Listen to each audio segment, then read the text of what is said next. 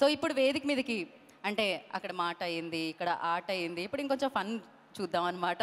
So ఆ fun టైమింగ్తో ఎన్నో ఏళ్ల నుంచి మన మనసుల్లో అలా ఒక స్థానాన్ని సంపాదించుకొని ఆయన ఎక్కడ కనిపిస్తే అక్కడ ఆయన బాడీ లాంగ్వేజ్ అంటే ఆయన ఒక డైలాగ్ కూడా చెప్పక్కర్లేదు, ఇలా నుంచుంటే మనకు నవ్వొచ్చేస్తూ ఉంటుందన్నమాట. ఆ రేంజ్లో క్రియేట్ చేశారు ఆయన మార్క్ అని చెప్పాలి. మరి అలాంటి మార్క్ క్రియేట్ చేసిన యాక్టర్ అలీ గారిని వేదిక రాస్తుందిగా స్వాగతం సుస్వాగతం పలుకుతున్నాము. సో ఈ సినిమాలో కూడా మామూలుగా లేదుగా, చూసారుగా ట్రైలర్లో ఒక రేంజ్లో ఉంది. ఆ న్యూ లుక్తో, న్యూ లాంగ్వేజ్తో, న్యూ బాడీ లాంగ్వేజ్తో మన ముందుకు వస్తున్నారు అలీ గారు అని చెప్పాలి. హలో విశాఖ, అందరికీ నమస్కారం. పాత్రికా మిత్రులకి, మీడియా సోదరులకి, ఇక్కడికి వచ్చిన పోలీస్ డిపార్ట్మెంట్ వారికి అందరికీ స్వాగతం సుస్వాగతం. అలాగే ఇందాక ఈ వేదిక మీద అద్దిరిపోయే డ్యాన్స్ చేశారు.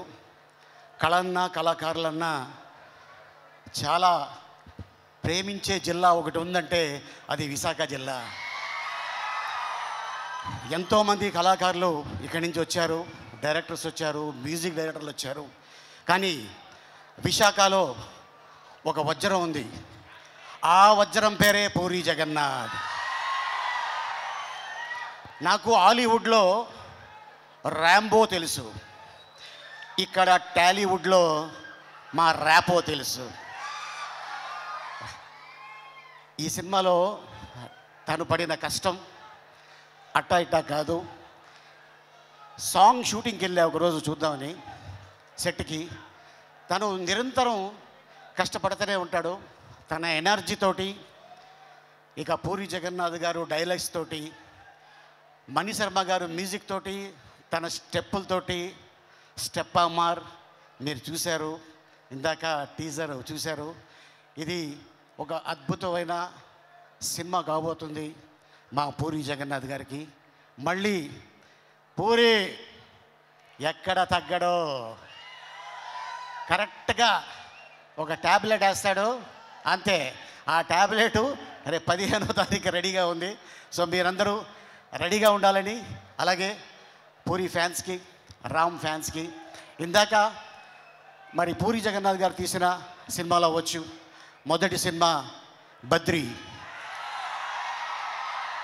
ఆ తర్వాత బ్యాక్ టు బ్యాక్ ఒక డైరెక్టర్కి ఇన్ని సినిమాలు, ఈడేట్ అవ్వచ్చు, అమ్మ నాన్న తమిళమ్మ అవ్వచ్చు, శివమణి అవ్వచ్చు, ఒక టెంపర్ అవ్వచ్చు, ఒక బిజినెస్ మ్యాన్ అవ్వచ్చు, అలాగే బుజ్జిగాడు ఫ్రమ్ చెన్నై,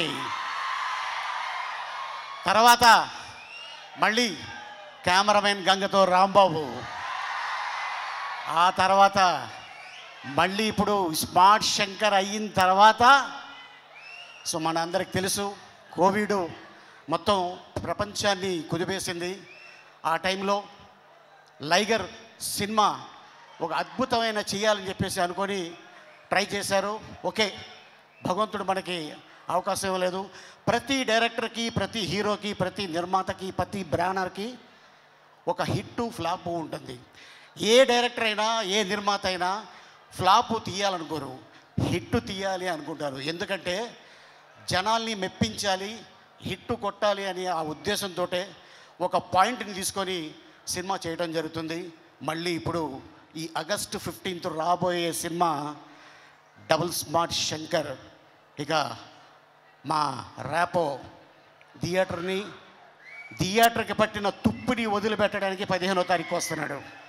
సో మీరందరూ రెడీగా ఉండండి. అలాగే ఇక మా కావ్య క్యా కామ్ కర్ దియా, అరే రే రే రే రే, అమ్మాయి ఏం డ్యాన్స్ చేసిందంటే అద్భుతంగా డ్యాన్స్ చేసింది. అలాగే ఇక మా వంశీ, అలాగే మా భద్రం, మా విషు, తను కూడా చాలా కష్టపడి, అలాగే మా నిర్మాత చార్మి కౌర్ గారు అండ్ ఎంటైర్ యూనిట్ ఈ సినిమాని సక్సెస్ చేయాలని చాలా కష్టపడ్డారు. డెఫినెట్గా ఫలితం దక్కుతుందని నేను ఆశిస్తున్నాను.